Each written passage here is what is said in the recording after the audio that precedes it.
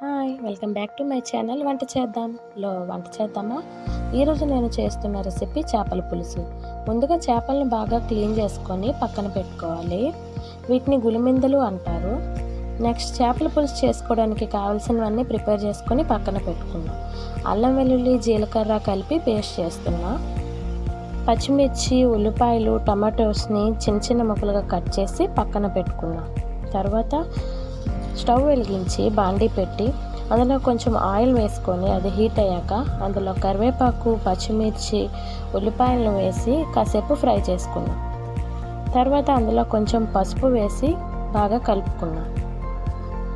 అందులో అల్లం వెల్లుల్లి పేస్ట్ వేసి కలిపి కట్ చేసి పెట్టుకున్న టమాటో ముక్కలను కూడా వేసి దాన్ని బాగా కలిపి తర్వాత తగినంత ఉప్పు వేసి మూత పెట్టుకున్నాం. నెక్స్ట్ టమాటోస్ మగ్గిన తర్వాత అందులో కారం వేసి కలుపుకున్నాం. ముందుగా రెడీ చేసి పెట్టుకున్న చేపలను కూడా అందులో వేసి బాగా కలుపుకోవాలి. తర్వాత అందులో 1 కప్పు చింతపండు రసం వేసుకోవాలి. అందులో కొంచెం వాటర్ కూడా వేసుకోవాలి. తర్వాత దాన్ని కలిపి అందులో కొంచెం అల్లం వెల్లుల్లి పేస్ట్ కూడా వేసుకోవాలి. దాన్ని బాగా కలుపుకోవాలి. బాగా మరుగుతున్నప్పుడు అందులో కొంచెం కొత్తిమీరను కూడా వేసుకోవాలి. అంతే, మన చేపల పులుసు రెడీ.